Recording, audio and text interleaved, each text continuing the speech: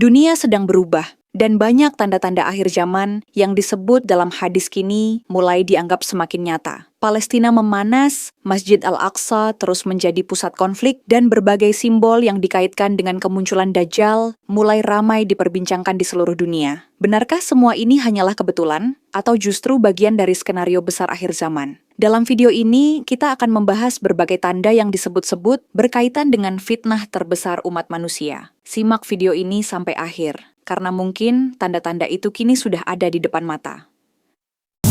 Bismillahirrahmanirrahim.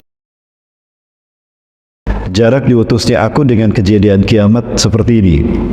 Rasulullah SAW memberikan isyarat seperti telunjuk dan jari tengah.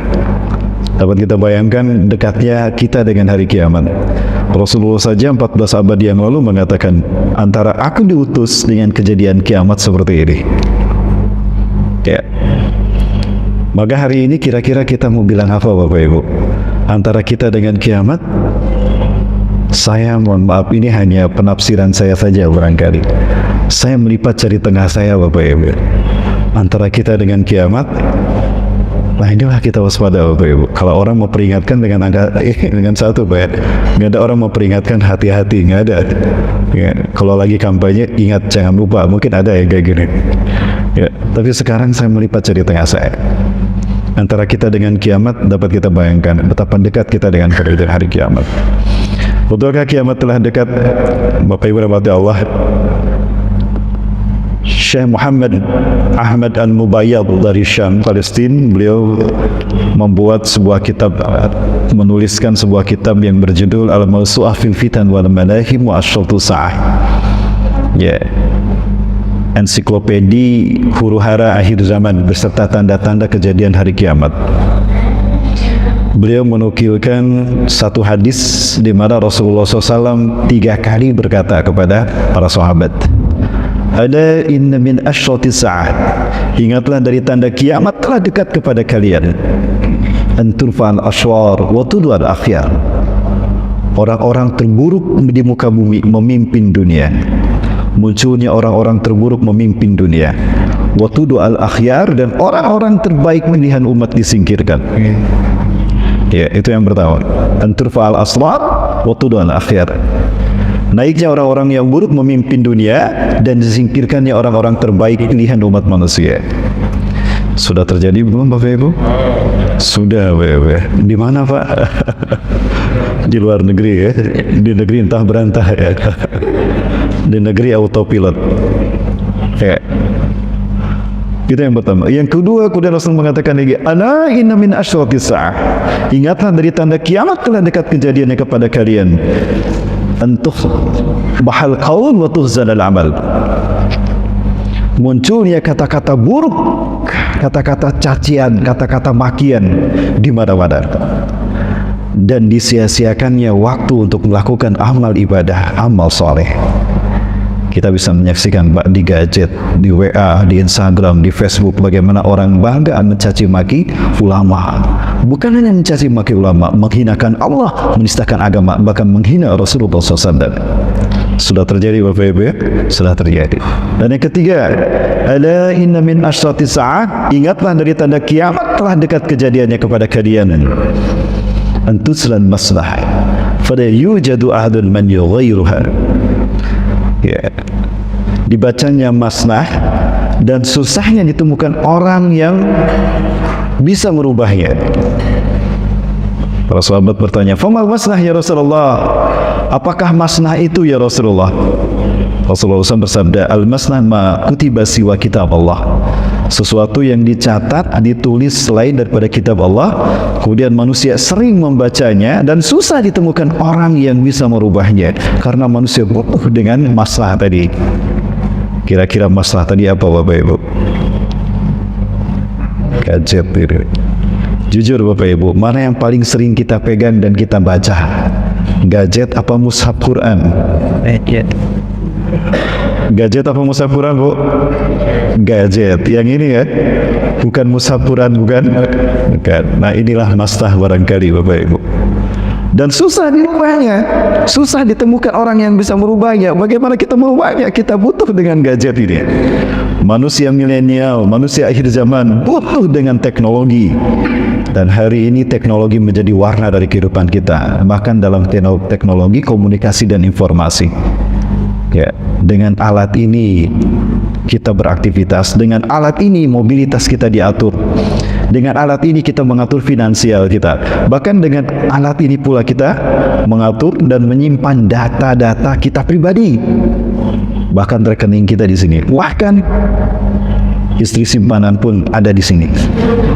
Betul Bapak Ibu? Oh betul, jujur Pak. Inilah gadget Bapak Ibu, susah ditentukan.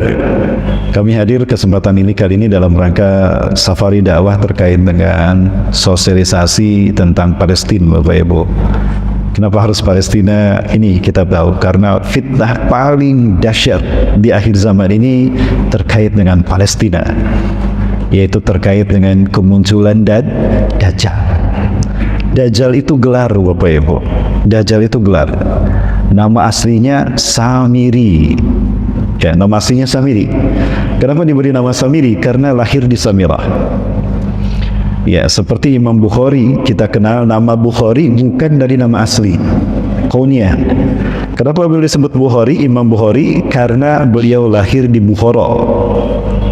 Ada Syekh Nawawi Al-Bantani, disebut Al-Bantani karena lahir di Banten. Ya, kalau lahir di Pekanbaru apa Pak? Al-Pekanbarui. Ada Buya Hamka Al-Minangkabawi, ya, karena lahir di Minangkabau. Ya. Nah, Samiri ini lahir 100 tahun sebelum Nabi Musa diutus. Ya, kemudian dia bernama Samiri di zaman Nabi Musa.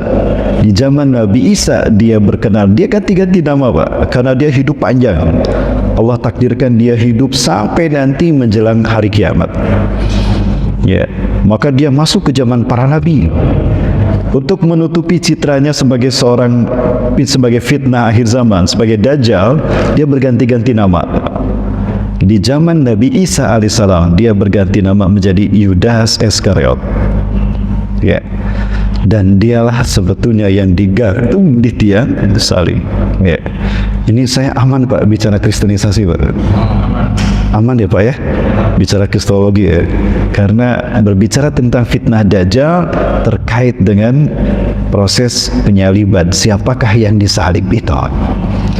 Bagi saya yang disalib, saya sebagai seorang muslim, dari pengamatan dan penelitian yang saya lakukan, yang digantung di tiang salib bukan Yesus Kristus, bukan Nabi Isa, maksud saya bukan Nabi Isa, tapi Yudas Iskariot yang Allah serupakan menjadi Isa bin Maryam alaihissalam.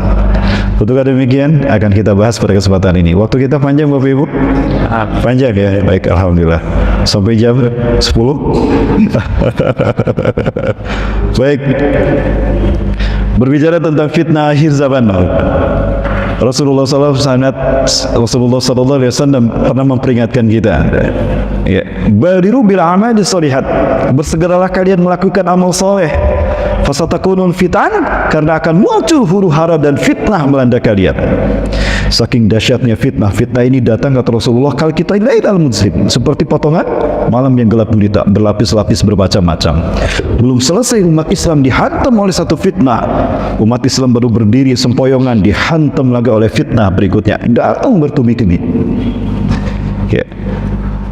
Datang bertubi-tubi sampai nanti kita menghadap Allah Azza wa Jalla. Fitnah itu datang tidak henti. Dan fitnah pertama melanda umat Islam sepeninggal Rasulullah SAW itu menimpa para sahabat, dimulai dari Umar bin Khattab berakhir di Al-Husain. Inilah yang disebut dengan fitnah Ahlas, fitnah yang pertama, fitnah Ahlas. Ya. Saking dahsyatnya fitnah ini kata Rasulullah, yusbihu rajulun mu'minan wa yumsi kafiran wa yumsi mu'minan wa yusbihu kafiran. Orang beriman di pagi hari, kafir di sore harinya. Wa yu'minu wa yumsi mu'minan wa yusbihu kafiran. Sorenya beriman, paginya kafir. Jadi orang berganti iman Islam, iman dan kafir itu dalam sehari, Pak.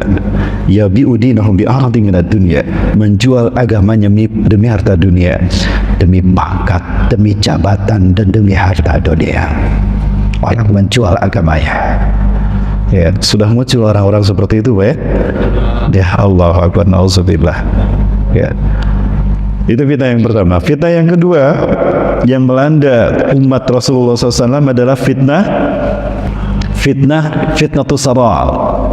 Ya, nah kita lihat di sini berdasarkan hadis Rasulullah dari Abdullah bin Umar, semoga Allah meridai mereka berdua. Ia berkata, suatu ketika kami duduk-duduk di hadapan Rasulullah SAW. Baina nahnu fi majlisin amama Rasulullah SAW. Natahaddas anil fitan. Kami memperbincangkan banyak tentang fitnah. Maka beliau pun bercerita mengenainya. Kemudian beliau menyebutkan fitnah ahlas. Ahlas itu jamak taksir dari hilsun. Hilsun artinya pelana, Pak. Artinya siapapun yang terkena fitnah ahlas, dia tidak bisa lepas sampai dia mati. Terus kemanapun dia pergi, fitnah ini mengikutinya. Ya. Beliau menjawab, yaitu fitnah al-harbu wal huruf, fitnah pelarian dan peperangan. Pelarian dalam arti melarikan diri, mengasingkan diri, lalu terjadi banyak peperangan. Ini melanda para sahabat. Kemudian muncul fitnah sara'. Sara' itu artinya kesenangan.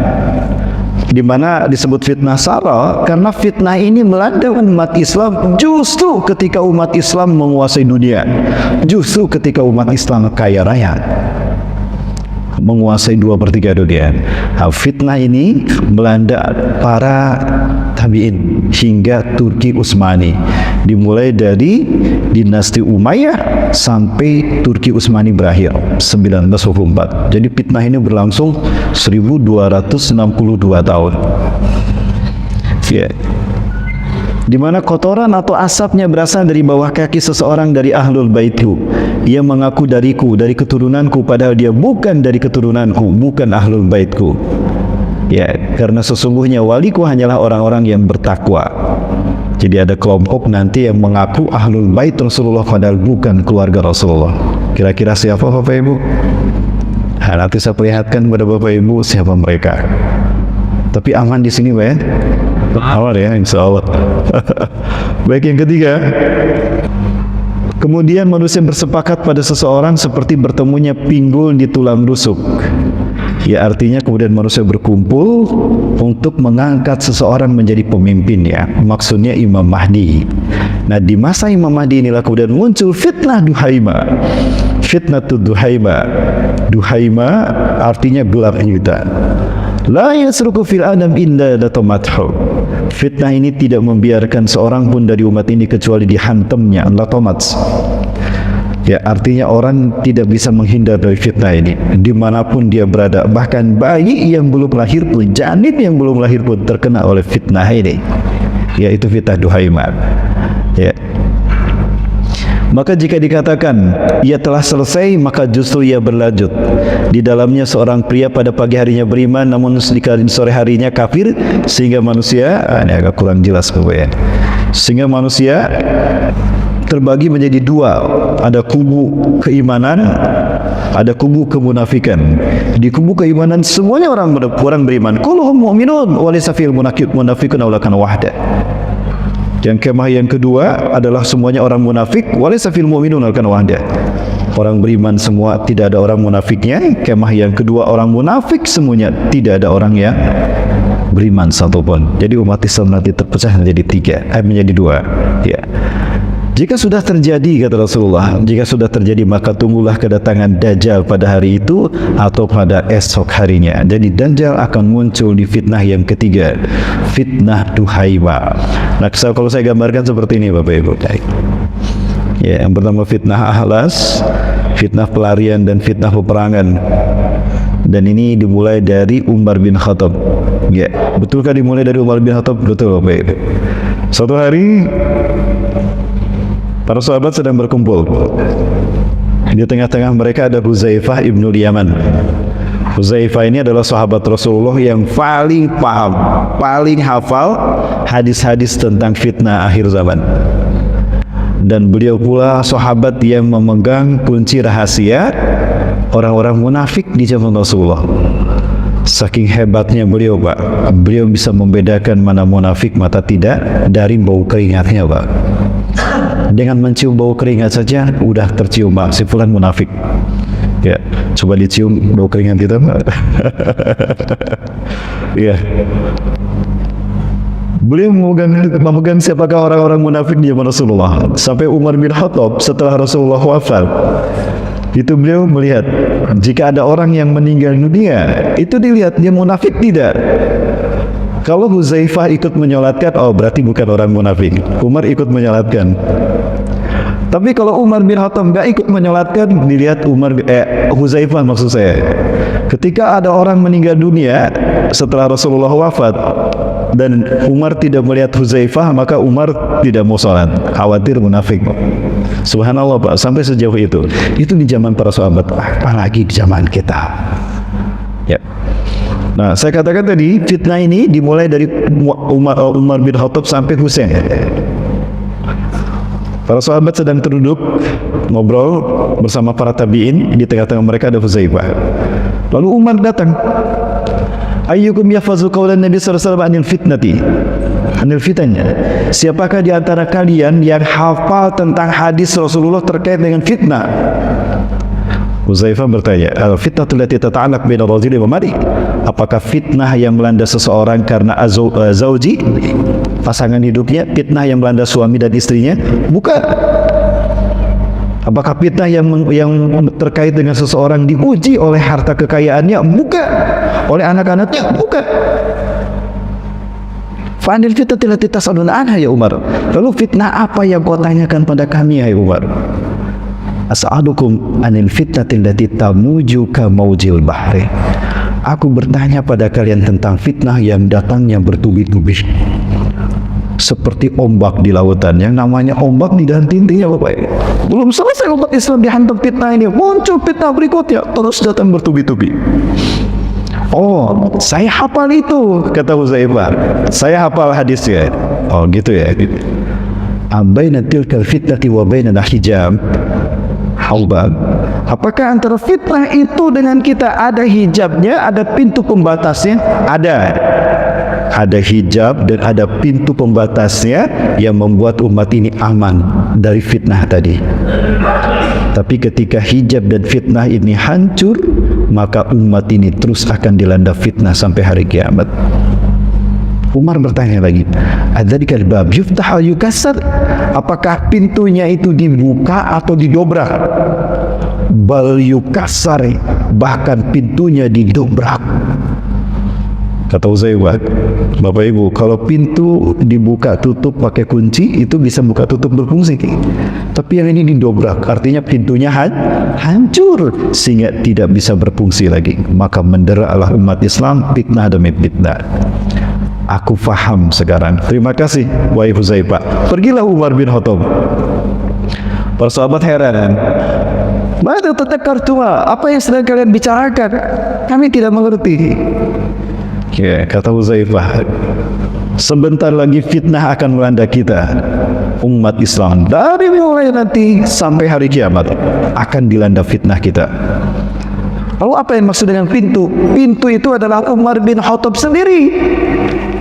Umar bin Khattab, iya, dia adalah orang yang pertama kali terkena fitnah dari kita umat Rasulullah SAW. Begitu ya. Terus apa maksud pintunya didobrak? Umar bin Khattab akan mati meninggal karena dibunuh. Sampai pemimpin yang terakhir dari umat Islam menguasai dunia dibunuh. Mulai dari Umar bin Khattab sampai sampai Turki Utsmani, Sultan Abdul Hamid itu suksesi kepemimpinan terjadi karena dibunuh. Umar bin Khattab dibunuh oleh Abu Lu'lu'ah. Ya. Umar bin Khattab wafat diganti sama Utsman bin Affan. Utsman bin Affan dibunuh oleh orang-orang munafik. Rame-rame orang membunuh orang munafik, Pak. Sampai dikepung Utsman bin Affan di rumahnya.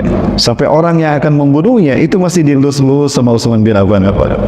Jenggotnya dipegangin sama Utsman bin Affan. Didoakan, kamu soleh ya. Semoga kamu masuk surga, kamu diampuni Allah. Sampai begitu, Pak. Utsman bin Affan wafat diganti Ali bin Abi Thalib. Ali bin Abi Thalib dibunuh, ditikam oleh Abdurrahman bin Muljam. Sampai pedang yang akan digunakan menusuk Ali itu direndam di air racun, Pak. Ya, ada racun sianida, ada potasium, apalagi Pak? Ada racun skorpion segala di situ. Ya. Itu yang ditusukkan pada tubuh Ali bin Abi Thalib. Kalau tidak salah 4 kali Ali bin Abi Thalib ditikap. Di sini, ya, di perut, kemudian di punggung dan di dada sebelah kanan kalau tidak salah. Ya. Dan Ali bin Abi Thalib wafat, kemudian diganti Al-Hasan. Al-Hasan meninggal diracun oleh orang-orang munafik. Ya, diajak ngopi, minum kopi, ternyata di kopinya ada sianida. Al-Husain wafat sampai hancur usus besarnya, Pak.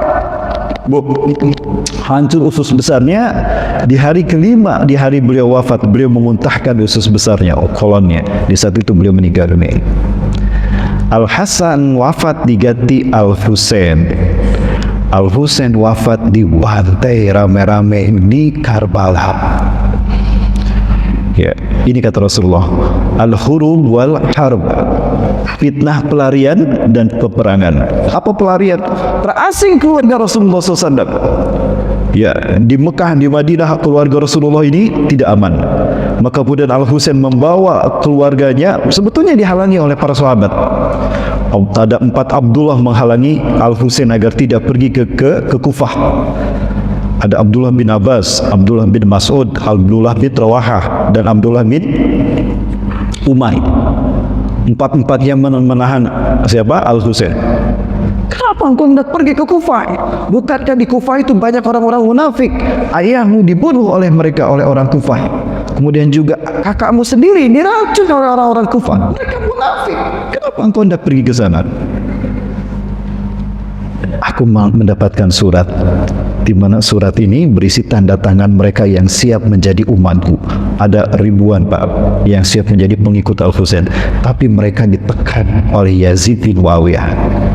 Satu persatu digantung, Pak, di tengah-tengah kota bagi mereka yang taat kepada Al-Husain oleh penguasa Yazid bin Muawiyah.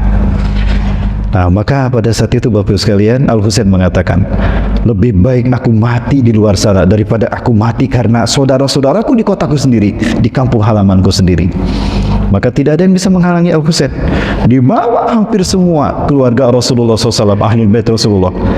Tanggal 8 Muharram, hari Rabu, itu sebetulnya sudah akan sampai ke Kufah. Namun Yazid bin Muawiyah berpesan, halau dia jangan sampai ke Kufah, maka dihalau ke Karbala. Tanggal 9 dikepung di Karbala, hari Kamis. Tanggal 10 hari Jumat tanggal 10 Muharram tahun 61 Hijriah dibantai rame-rame. Tidak kurang dari 34 tusukan pedang menikam tubuh, melukai tubuh Al-Husain, dan tidak kurang dari 37 sabetan pedang ada pada tubuh Al-Husain. Kekurangan darah, dehidrasi, beliau berangkat. Ya, kemudian beliau disandarkan ke batu, lalu beliau dikasih minum. Sebelum minum itu sampai ke mulutnya, wanah menembus pipinya tertusuk sampai ke sebelah sini oleh sebilah panah. Dicabut ya. Terkapar dia dalam keadaan kehausan 3 hari, Pak. Bayangkan, dikepung, di embargo tanpa makanan dan tanpa minuman, dibiarkan sampai mati kelaparan. Ya, tapi tidak ada yang mati kelaparan. Dibantai habis-habis dan tidak ada yang utuh tubuhnya, Bapak Ibu, termasuk Al-Husain. Berangkat beliau ke sungai Efrat ingin meminum, ingin mengambil air dengan gelas yang tadi, lagi mendongkak begitu, tiba-tiba seseorang memanah dari belakang, dari sini, Pak, tembus ke atas. Allahu Akbar. Beliau dalam keadaan terkapar, tidak lemah, tidak berdaya lagi. Sinan bin Anas An-Nahai, dia membawa tombak pendek begini, ditusukkan ke selangkangannya, dicabut, kemudian ditusukkan ke ulu hati Al-Husain. Saat itulah Al-Husain meninggal dunia. Tidak puas dengan kematian Al-Husain, Sinan bin Anas An-Nahai mengeluarkan belatinya, disembelih itu Al-Husain sampai putus kepalanya, Pak.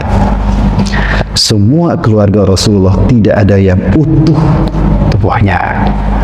Namun ada satu kabar gembira pada saat itu. Ketika Al-Husain sebelum wafat beliau berpesan, aku pasti mati sekarang di sini. Keluarga pun akan mati di Karbala ini. Tapi tolong selamatkan putraku ke tempat yang tidak terjangkau oleh pasukan Yazid bin Muawiyah. Kira-kira kemana Bapak Ibu? Ada yang tahu? Cicit ya Rasulullah, ya, bukan ya, cicit ya Rasulullah, putra dari Al Husain itu diselamatkan. Diselamatkannya kemana? Ke Barus, Pak. Bapak Ibu, ke Barus. Ada di mana Barus? Di Tapanuli, Pak. Tapanuli, Sumatera Utara. Jadi di Indonesia banyak keturunan Rasulullah SAW yang disebut dengan hamba. Itu Bapak Ibu. Salah satunya adalah cucu ke-38 dari Rasulullah, yaitu Habib Imam Besar Habib Rizik Sihab. Beliau keturunan ke-38 dari Rasulullah SAW. Baik Bapak Ibu rahmati Allah. Nah itu fitnah ahlas. Fitnah yang kedua, fitnah tusara, fitnah kesenangan. Ya, disebut fitnah sara, kesenangan, karena justru umat Islam sudah berkuasa di muka bumi. Ya, 2/3 dunia dikuasai oleh kaum muslimin. Namun pada saat itu karena umat Islam hidup nyaman, berkuasa di 2/3 dunia, umat Islam terlena dengan dunia, terlena dengan kenikmatan. Maka di saat itulah mereka dihantam oleh musuh-musuh dari dalam. Rasulullah menyebutkan, asap dari fitnah ini muncul dari bawah kaki seorang laki-laki yang mengaku keturunanku. Dia bukan keturunanku. Keturunanku adalah orang yang bertakwa. Maksudnya siapa? Fitnah ini muncul pertama kali dari kalangan orang yang mengaku ahlul bait, yaitu dari Syiah. Dan ini betul terjadi, dimulai dari pada tahun 294 Hijriah. Umat Islam ketika pulang ibadah haji dibantai rame-rame, Pak, oleh Syiah Qaramita. Ya, bahkan kaum wanitanya pun ikut membantai.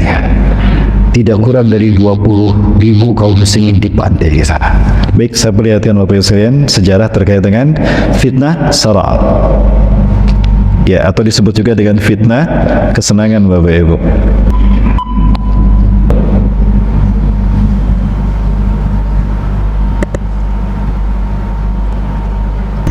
Ya, Bapak Ibu sekalian, Allah. Nah itu fitnah pertama dari fitnah sara.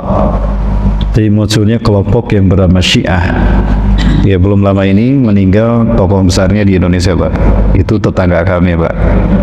Ya, Jalaluddin Rahmat. Rumahnya hanya 15 menit dari rumah saya, Pak. Ya, itu di daerah Kebaktian, Bandung, di Kiara Condong.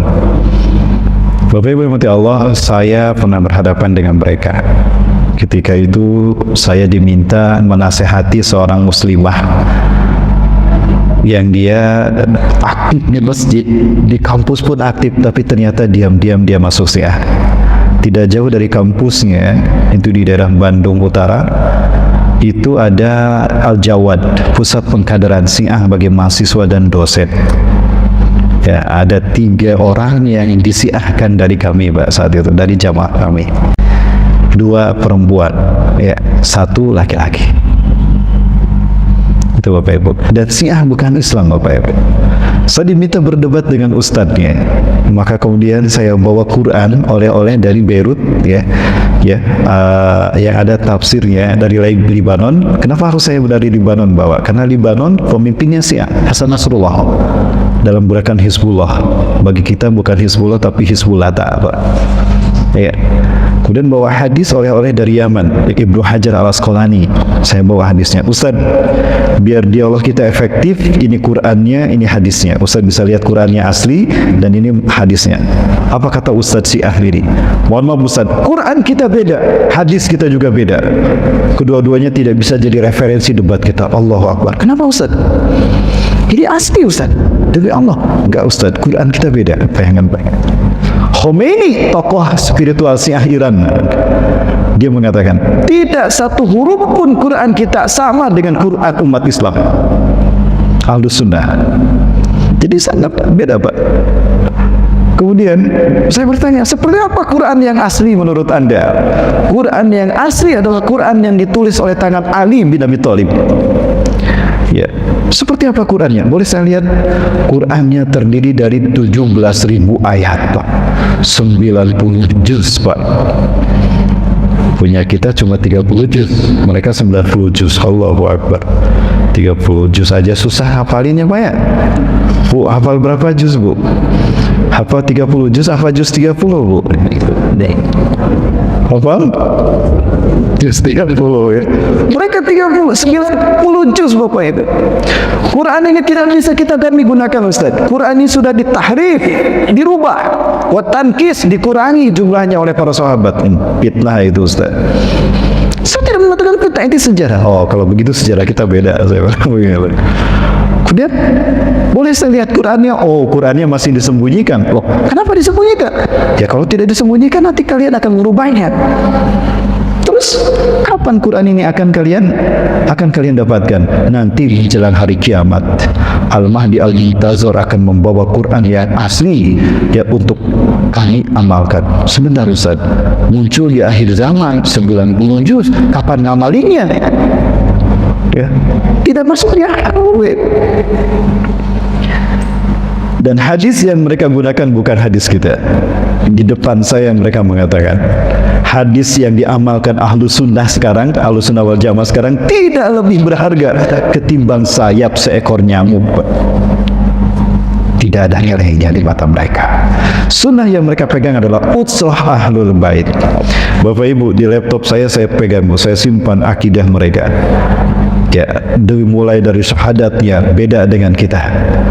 Dimulai dari sholatnya beda, azannya beda, wudunya beda, ibadah hajinya beda, Quran dan hadisnya beda. Lalu kenapa dikatakan Islam? Bahkan Tuhannya beda dengan kita. Ayatullah Al-Gharawi, tanda petik menurut saya atau Syaitan Al-Gharawi mengatakan, inna ilahana ilahun ladzi anzalu ila Ali bin Abi Thalib. Tuhan kita adalah Tuhan yang menurunkan wahyunya pada Ali bin Abi Thalib, dan Tuhan yang menurunkan wahyunya kepada Muhammad bin Abdullah laisa ilaha, bukan Tuhan kita. Itu Tuhannya berbeda, Bapak Ibu. Nah, lalu saya katakan, mohon maaf Ustaz, kayaknya debat kita selesai. Sudah jelas perbedaan di antara kita. Demi Allah, apa yang saya dengar dari awal sampai akhir tadi Ustaz mengatakan itu bukan dari Islam. Marah Ustaz ya, Pak. Anda mengatakan bukan dari Islam? Demi Allah, bukan dari Islam. Demi Allah, tolong saksikan. Bagi saya, bukan dari Islam. Dari awal Ustaz sampaikan sampai akhir. Ya. Berarti Anda mengkafirkan saya. Saya tidak mengkafirkan Anda demi Allah. Tapi apa yang Anda sampaikan demi Allah, jangankan dengan hati saya, logika saja tidak bisa memahami. Bagaimana akan Anda membangun sebuah kepercayaan atas sebuah kitab yang hari ini pun kitabnya tidak ada? Saya tidak percaya. Berarti Anda mengkafirkan saya. Ya Alhamdulillah kalau Anda merasa saya kafirkan. Marah dia, buat Allahu Akbar. Beliau mengajak saya mubahalah. Ustaz, jangan main-main dengan mubahalah Ustaz. Di antara kita akan diazab Allah. Itu yang saya harapkan. Allahu Akbar. Dia sungguh-sungguh minta mubahalah. Saya ulurkan tangan saya. Baik, kita mubahalah Ustaz. Saya akan meminta kepada Allah, Allah melaknat seseorang di antara kita. La'allahu yal'anana lanatan kabiratan ala lam timsal qablah. Aku minta kepada Allah, saya minta kepada Allah, Allah melaknat salah seorang di antara kita dengan laknat yang belum pernah Allah turunkan sebelumnya. Itu 2007, Pak. Wallahu a'lam, dia masih hidup atau tidak. Saya masih hidup, Bapak Ibu sekalian. Dan saya pertaruhkan imanillah saya mubahalah dengan orang Syiah, disaksikan oleh yang hadir hari itu. Baik Bapak Ibu sekalian, ini fitnah dimulai dari dinasti Umayyah. Tokoh di masa Ali bin Abi Thalib sebetulnya munculnya dimulai oleh tokoh Syiah yang bernama Abdullah bin Saba, orang Yahudi pertama dari Yaman yang benci pada Rasulullah SAW dan Ahlul Bait, yang hidup di zaman Ali bin Abi Thalib. Maksud saya muncul di zaman Ali bin Abi Thalib. Bapak Ibu, ini saya perlihatkan salah satu contohnya. Di sini banyak Bapak Ibu. Bapak Ibu melihat apa ini ya? Azannya beda, saya simpan azannya beda, cara sholatnya beda, cara mereka wudunya pun beda, ibadah hajinya pun beda. Mau dikatakan Islam bagaimana Bapak Ibu? Ini yang paling mengerikan Bapak Ibu dari mereka, akidah mereka. Nauzubillah summa naudzubillah. Ini Bapak Ibu kita harus tahu, karena ini sampai ke tingkat atas. Kami sampaikan ini kepada DPR RI Komisi 8. Karena di Komisi 8 tokoh Syiahnya yang kemarin meninggal dunia ada di sana. Bahkan di Kementerian Agama ada, di MUI pun ada. Kami tidak bicara bohong, ini ada. Ini contoh daripada mereka Bapak sekalian. Masya Allah. Ini salah satu saja Bapak Ibu dan inilah fitnah akhir zaman. Fitnah salat. Bapak Ibu mendengar dua ayat ini mengatakan mensifati arsy Allah. Ya, Ta'alallahul Malikul Haq, Rabbul Arsyil Azim. Allah yang Maha Tinggi, tidak ada Tuhan selain Allah, Tuhan arsy yang agung. Yang kedua, Rabbul Arsyil Karim, Tuhan pemilik arsy yang mulia. Bapak Ibu, Allah sendiri mensifati arsy-Nya seperti itu. Nah, kita dengar sekarang pendeta-pendeta Syiah mengatakan apa? Ini mereka Bapak Ibu. Ini mereka, Bapak Ibu lihat wajah-wajahnya, Masya Allah. Mereka lah para pendusta agama ini Bapak Ibu. Ini dari Iran Bapak Ibu.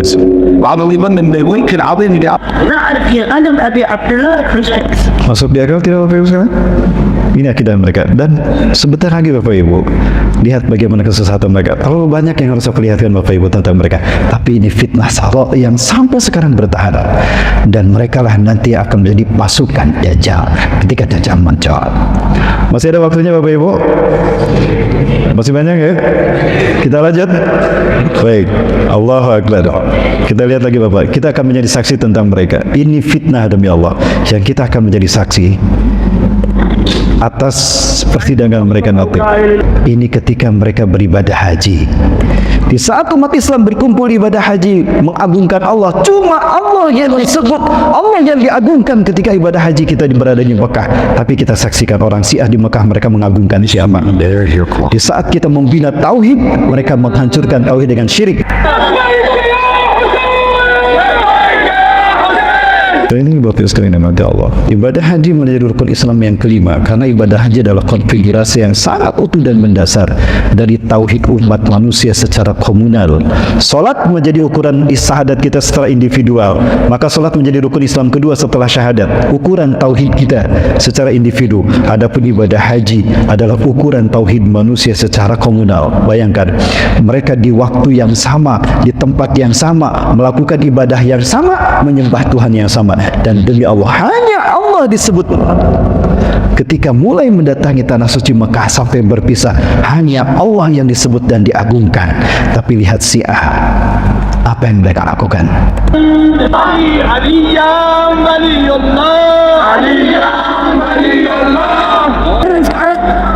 Sampai menuju Jamarat pun mereka terus menyeru ya Ali ya Husain, tidak menyeru Allah sekalipun, tidak mengagungkan Allah Subhanahu wa taala. Justru yang mereka sudah adalah manusia, Husain dan Ali. Bapak Ibu sekali lagi, ini fitnah sara bermula dari kaki seseorang yang mengaku ahli baitku di zaman khilafah Abbasiyah sampai hari ini masih bertahan, bahkan sekarang makin besar.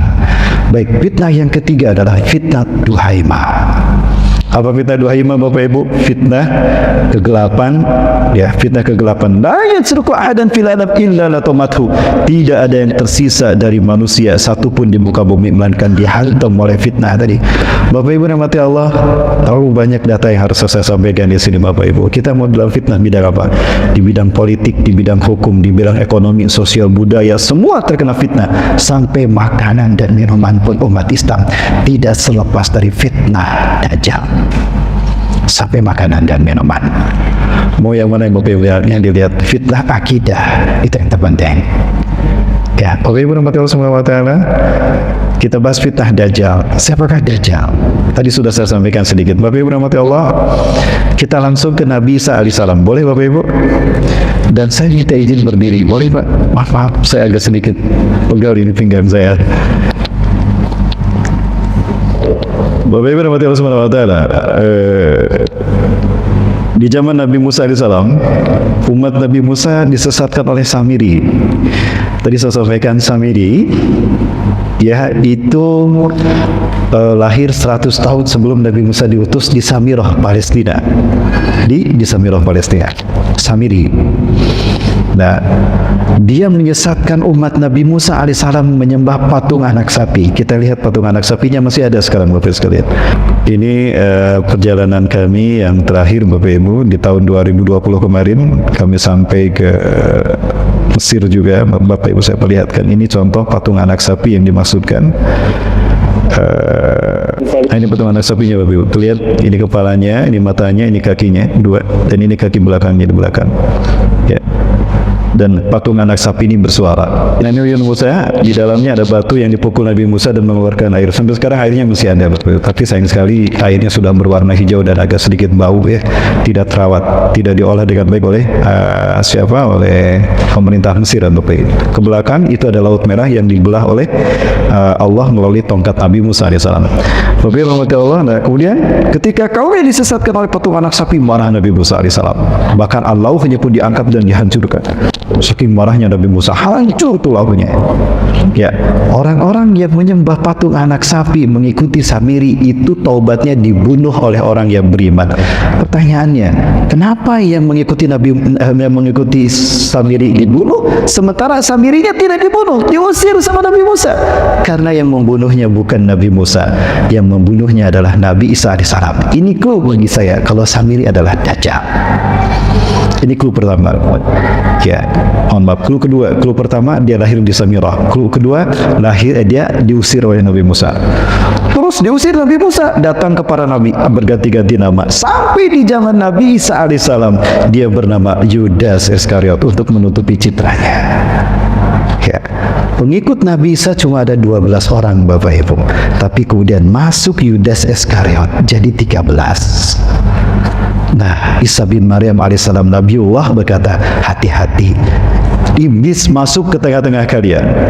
Ketika Nabi Isa mengatakan demikian, Hawariyun menganggap iblis itu jin yang tidak terlihat. Selama itu memang mereka menganggap demikian. Ternyata bukan yang dimasukkan Nabi Isa. Yang dimasukkan Nabi Isa adalah sosok yang bernama Yudas.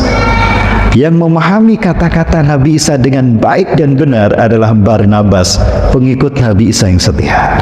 Barnabas. Pernah mendengar nama Barnabas? Terkait dengan Injil Barnabas. Saya pernah membaca Injil Barnabas tahun 97 Bapak Ibu. Isinya sama dengan Quran. Sama dengan Quran.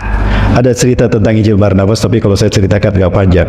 Dan ini yang terjadi di Vatikan. Injil Barnabas digunakan selama berabad-abad untuk pembaptisan, Pak.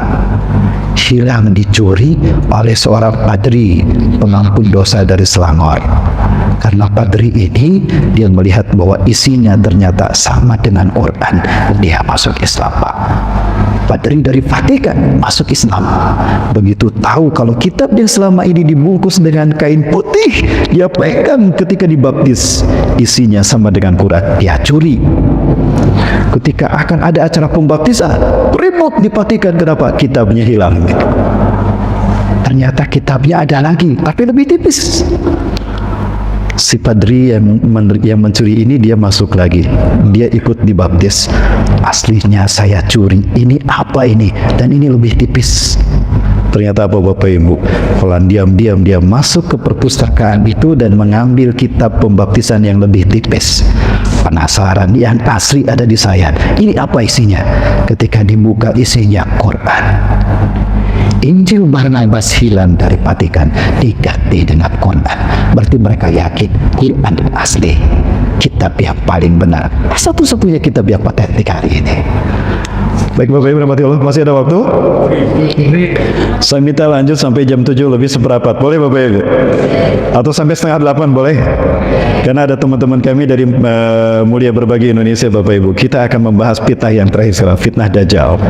Sekarang sudah ramai dibicarakan fitnah Dajjal, dan orang-orang Yahudi sedang euforia menyambut kedatangan Dajjal. Kenapa demikian Bapak Ibu?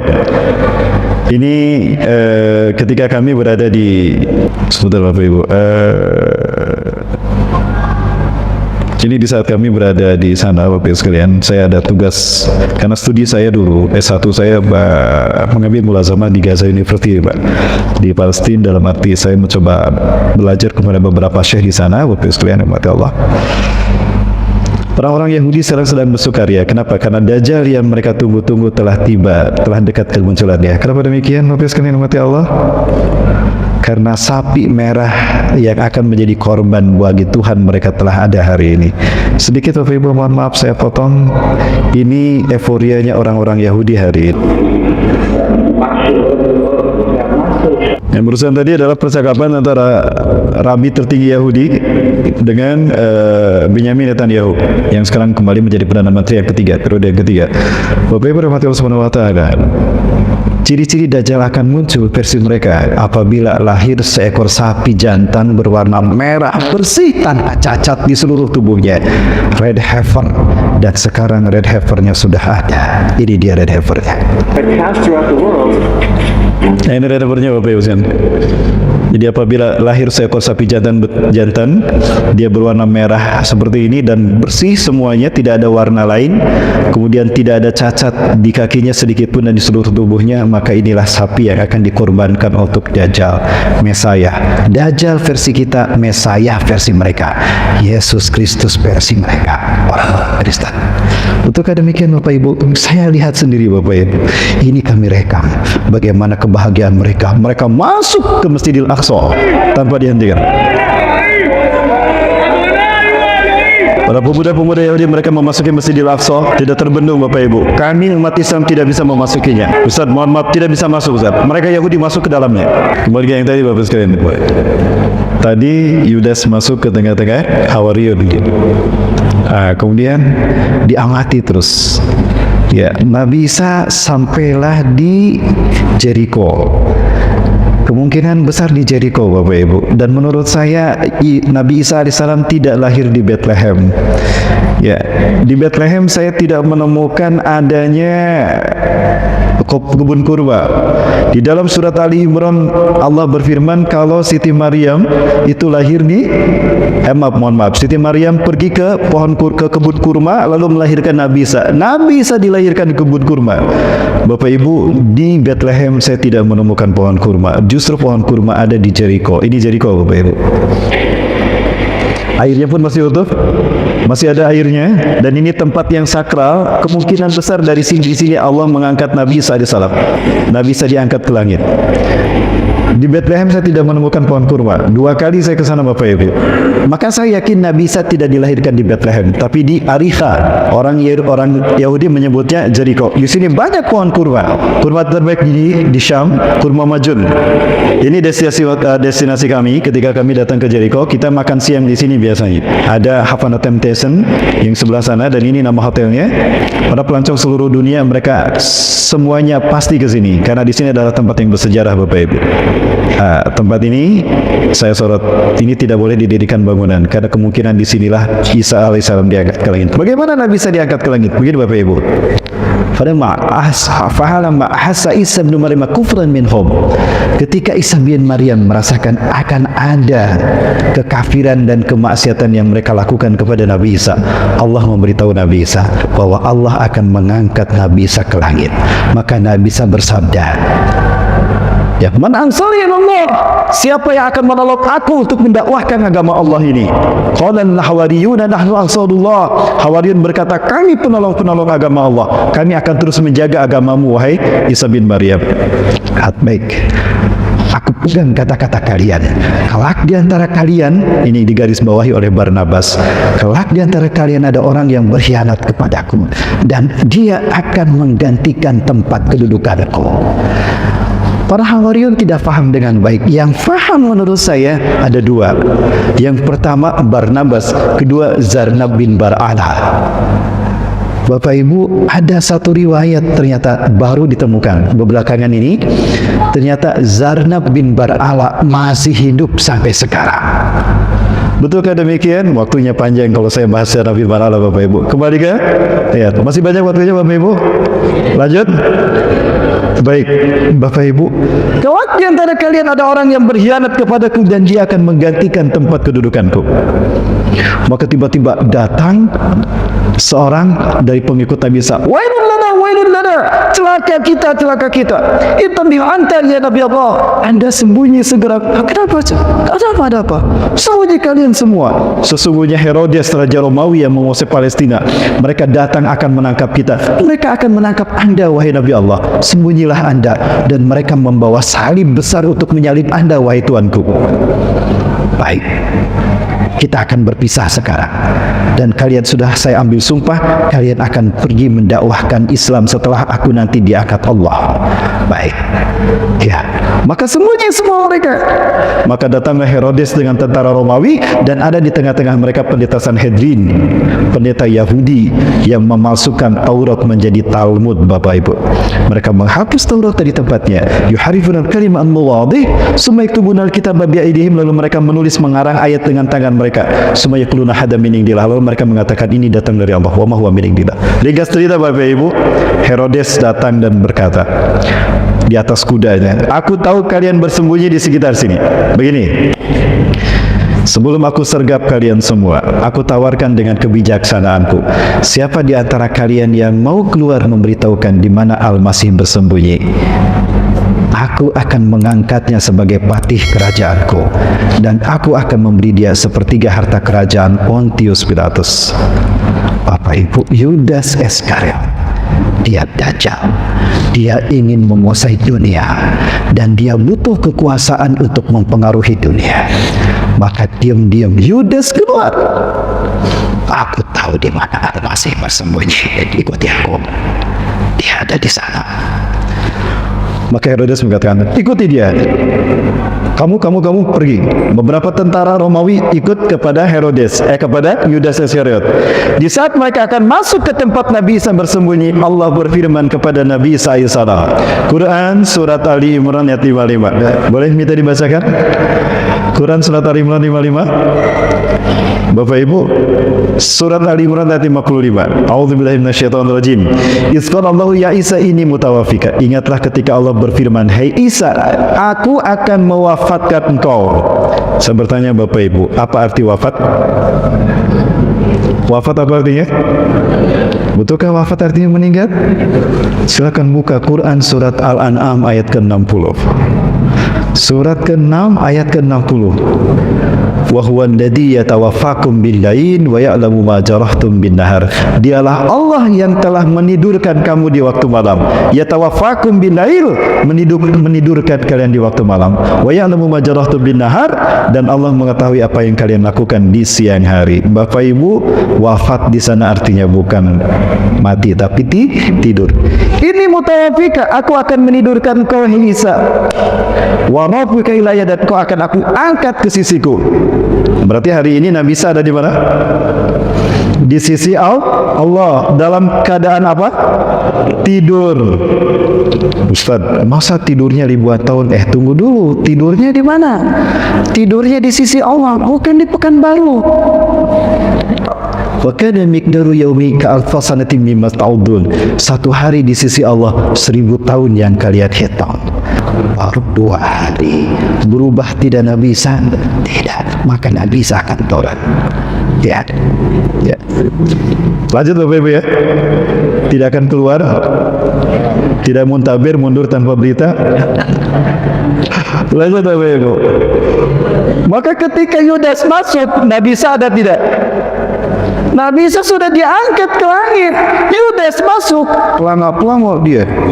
Kemana dia? Tadi Isa bin Maryam ada di sini. Nah, di saat itulah Yudas Iskariot, Allah serupakan tubuhnya menjadi Isa bin Maryam. Quran surat An-Nisa ayat 157. Wa qawlihim inna qatalna al-Masiha Isa ibn Maryam Rasulullah. Dan klaim para pendeta Sanhedrin Yahudi, kami telah membunuh Isa bin Maryam utusan Allah. Wa ma qataluhu wa ma salabuhu walakin syubbiha lahum. Mereka tidak membunuh Isa bin Maryam. Oh, berarti Nabi Isa tidak dibunuh. Mati tidak? Kan tidak dibunuh. Wa ma salabuhum, dan mereka tidak menyalib Nabi Isa. Berarti yang disalib siapa? Walakin syubbiha lahum, tetapi diserupakan untuk mereka. Yudas ketika masuk ke tempat Nabi Isa bersembunyi, ketika dia keluar, dia sudah berubah menjadi Isa bin Maryam. Dialah yang ditangkap oleh Herodes. Gitu dong, gentle, itu pemimpin namanya. Sini, loh, kok jadi aku yang ditangkap? Oh, udah ditidurkan, udah diam. Aku bukan Isa, lasku Isa. Ana Yudas alladzi adarakum ilaih. Aku bukan Isa, aku Yudas yang menunjukkan kalian kepadanya. Udah diam, wajah kamu wajah Isa. Galau para pengikut Nabi Isa. Nabi Isa ditangkap, Nabi Isa ditangkap. Itu Isa bin Maryam. Cuma Barnabas yang yakin dan Zarna bin Bar'ara yang yakin kalau itu bukan Nabi Isa, tapi Yudas Iskariot. Masih ingat tadi apa kata Nabi Isa sebelum diangkat ke langit? Kelak di antara kalian ada orang yang berkhianat kepadaku, berkhianat memberitahukan di mana Nabi Isa bersama Yudi, dan dia menggantikan tempat kedudukanku di mana, di tiang salib.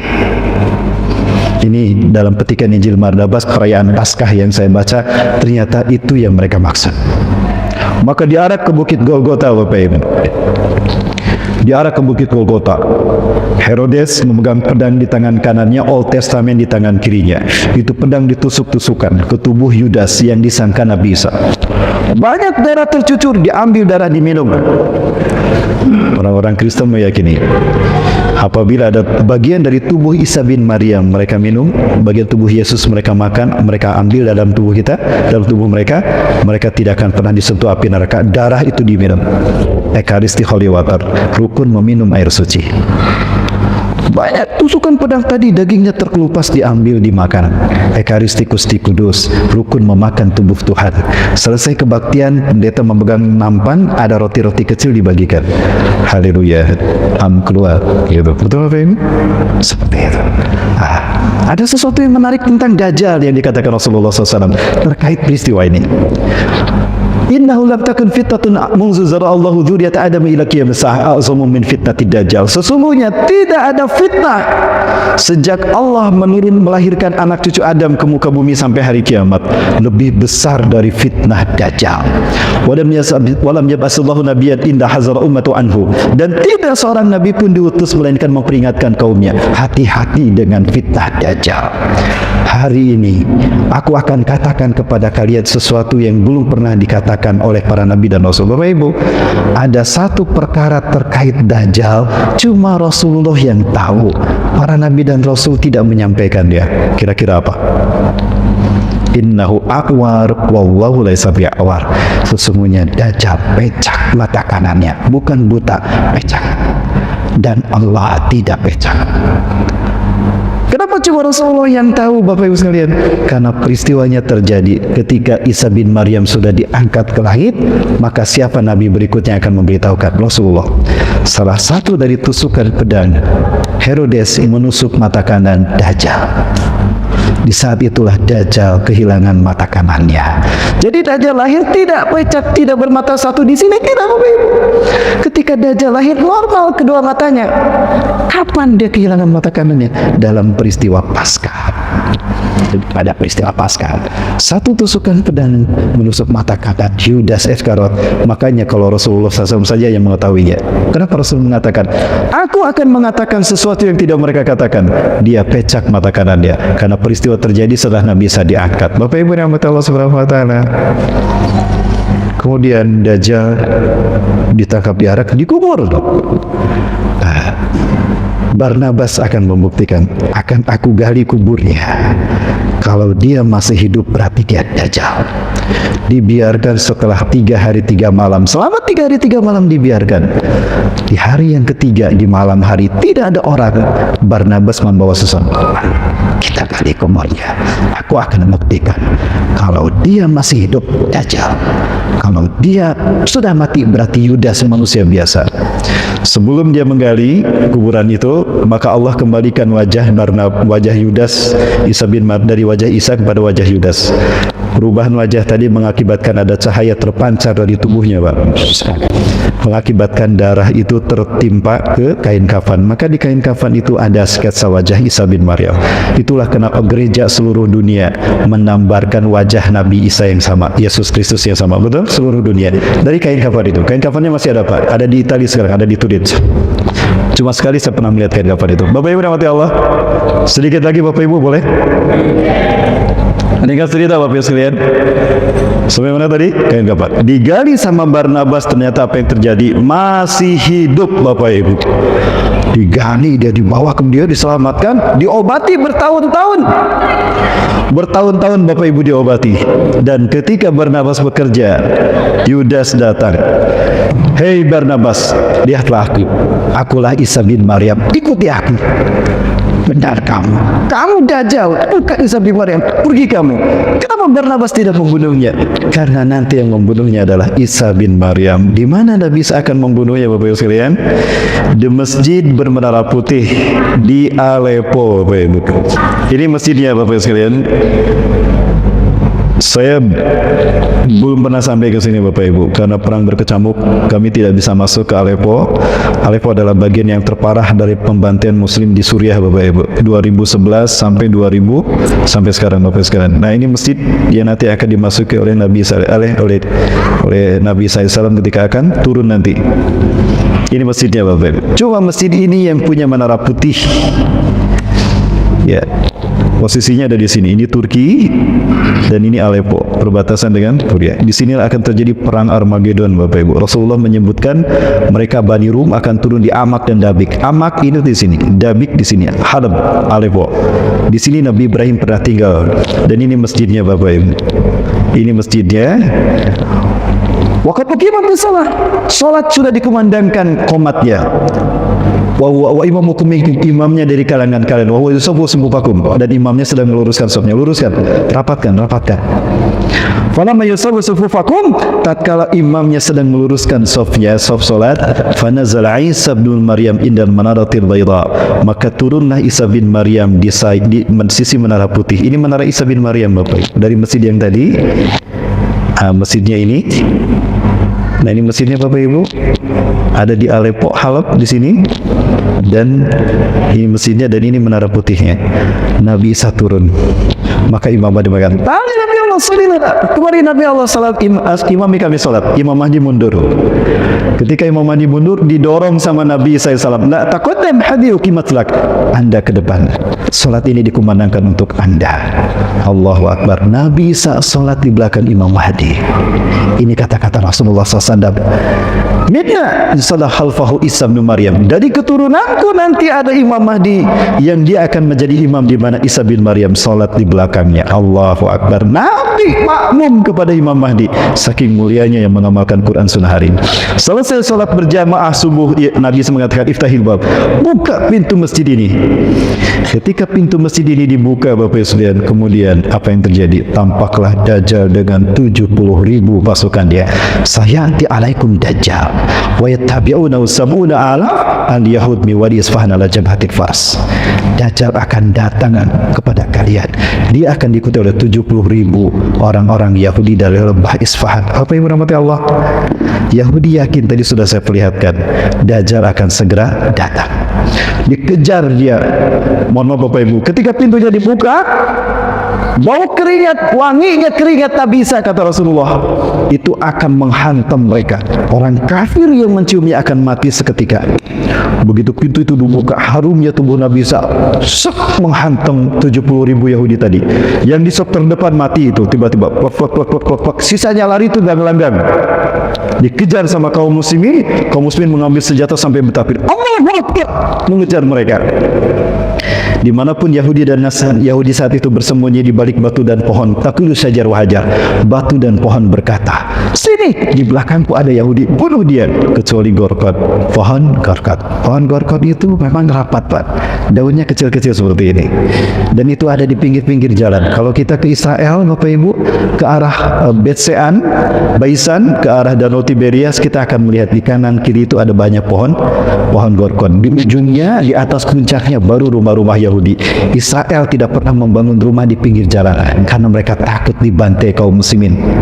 Mereka selalu membuat rumah pinggir jalan, pohon dulu, lalu di atas ada benteng tembok batu, baru di belakang ada rumah. Maka kata Rasulullah, mereka bersembunyi di balik batu dan pohon berkata, "Di belakangku Yahudi, kecuali pohon Gorkot." Sementara Dajjal dia menggigil. Aduh, malaikat mautku sudah ada Isa bin Maryam. Maka lari Dajjal, dikejar sampai Nabi Isa. Kemanapun dia pergi, Nabi Isa selalu ada di depan. Mau pergi.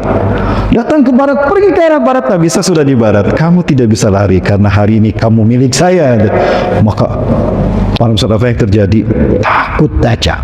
Terdamparlah dia di pintu Lut, Bapak Ibu. Pertanyaannya, seperti apa pintu Lut? Lut adalah 13 km dari Tel Aviv, Bapak Ibu. Rasulullah bersabda begini, Isa bin Maryam akan membunuh Dajjal di gerbang Lut, sebuah kota 13 mil dari timur Tel Aviv. Bapak Ibu, Lut sekarang sudah dibangun pangkalan militer angkatan udara Israel. Pintar mereka, berarti mereka yakin dengan Nabi Salsu. Sekarang ada pangkalan militer udara. Tujuannya apa? Jika Nabi Isa turun, nanti akan ditembak sama mereka. Bapak Ibu, jadi mereka yakin dengan Nabi Salsu.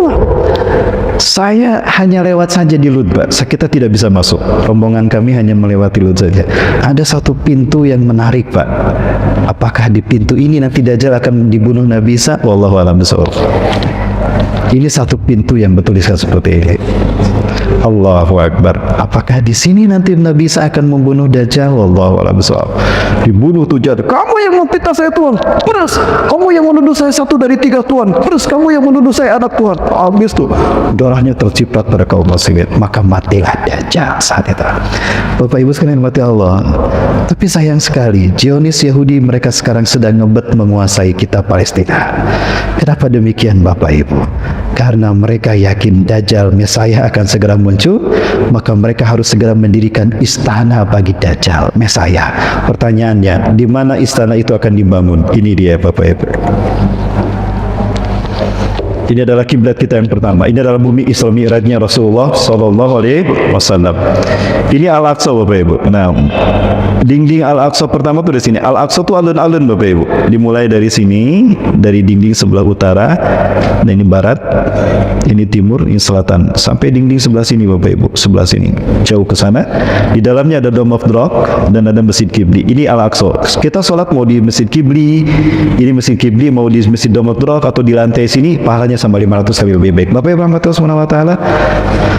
Dari sini ini pintu masuk Rasulullah ketika Isra Mi'raj, Babul Maghribah. Ini dinding yang tersisa dari istana Nabi Daud bin Sulaiman. Orang-orang Yahudi menjadikannya wailing wall, dinding ratapan. Nah Rasulullah masuk lewat pintu ini. Bapak Ibu di sini tertutup oleh dinding ini, mereka melakukan ekskavasi. Tidak kurang dari 300 terowongan mereka buat. Tujuannya apa? Untuk menghancurkan ini. Ini mereka sudah menggaruk terowongannya. Saya perlihatkan ini Bapak Ibu sekalian untuk membuktikan inilah fitnah akhir zaman, dan umat Islam terkecoh dengan isu-isu politik dunia, dibikin sibuk dengan urusan dunia. Urusan dalam negeri kita tidak sadar apa yang mereka lakukan. Ini yang mereka lakukan Bapak Ibu. Tidak kurang dari 300 terowongan serang berada di bawah Masjidil Aqsa. Tujuannya apa? Apabila ada gempa 6 skala Richter saja ambruk Masjidil Aqsa. Lalu mereka segera dirikan Haikal Sulaiman, Solomon Temple. Untuk siapa? Untuk Dajjal. Ini wailing wall, dinding ratapan. Nah Rasulullah masuk lewat pintu yang di atas. Ini terowongan-terowongannya Bapak Ibu. Bapak Ibu rahmati Allah, dan inilah istana yang akan mereka bangun untuk Dajjal menggantikan kiblat kita yang pertama ini. Ketika Masjidil Aqsa hancur, maka dengan segera mereka akan menggantinya dengan Haikal Solomon. Inilah istana Dajjal yang akan mereka siapkan. Ini kesepakatan Amerika dan Yahudi, Israel untuk membangunnya. Dan jika ini sudah bangkit, sudah terjadi, sudah terbentuk, Bapak sudah didirikan, maka kita umat Islam kalah dan Israel Yahudi menang. Iblis dan Dajjal menang. Tidak, demi Allah. Umat Islam Indonesia diundang ke Palestina. Bahkan Dr. Muhammad Nasir diundang ke Palestina. Ini Imam Masjidil Aqsa, Mufti Yerusalem, Syekh Amin Al-Husaini. Dan ini Mursid Am Ikhwanul Muslimin dari Mesir, Dr. Hasan Al-Hudaybi. Ini Muhammad Nasir, Dr. Muhammad Nasir. Bapak Ibu, Palestina meyakini suatu saat nanti kami akan merdeka, dan kami yakin dari semua negara yang Allah pilih untuk memimpin kebangkitan Islam, tinggal kalian Indonesia yang belum Allah pilih untuk memimpin kebangkitan Islam. Maka saya yakin Bapak Ibu, yang akan memerdekakan Palestina adalah kita Indonesia. Apakah ada dalil-dalil yang menunjukkan Indonesia? Tidak ada memang. Tapi lihat ada hadis ini Bapak Ibu. Di dalam hadis ini Rasulullah menyinggung tentang merah putih. Saya tidak mengatakan ini Indonesia, maka ada tanda tanya di sini. Ya, dari Sauban, annahu sami'a Rasulullah sama yaqul, dia mendengar Rasulullah bersabda, "Inna rabbi zawaliyal arda." Sesungguhnya Allah Tuhanku akan melipatkan bumi ini untukku. Di hadapan Rasulullah bumi ini dilipat. Dibentangkan. Hatta ra'aitu masariqaha wa magharibaha, sehingga aku melihat kekayaan terbentang dari timur ke barat.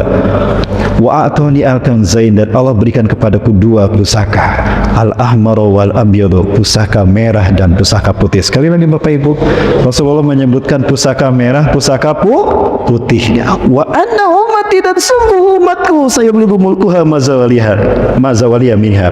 Umatku akan kembali menguasai dunia dari timur hingga ke barat.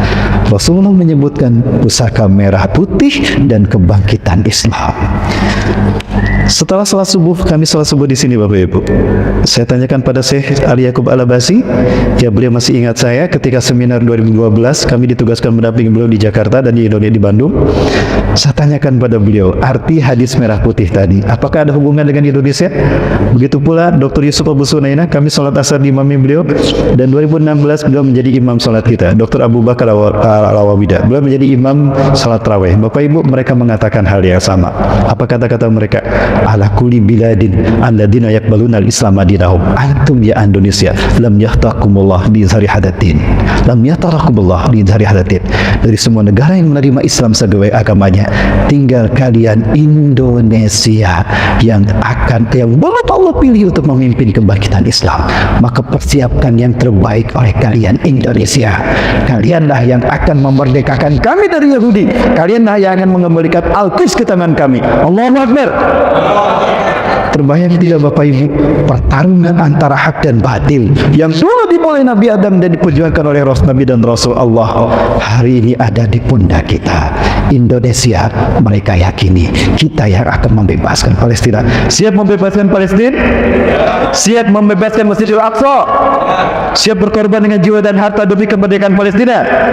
Bapak Ibu, Rasulullah SAW terakhir mengatakan, sebaik-baik manusia terbaik imannya di akhir zaman. Inna min khairi ahlil ardi yaumaidin. Sebaik-baik manusia di akhir zaman nanti imannya, yang paling hebat imannya, alladzina yuhajiruna ila biladi hijrati Ibrahim, adalah mereka yang hijrah ke bumi hijrahnya para nabi dan rasul Ibrahim, Palestina. Mereka berjuang di sana dengan harta dan darah mereka. Mereka lah yang akan masuk surga tanpa hisab, diusap wajahnya oleh Nabi. Kamu ahli surga, kamu ahli surga. Allahu Akbar. Dan itu peluang kita Indonesia. Allahu Akbar.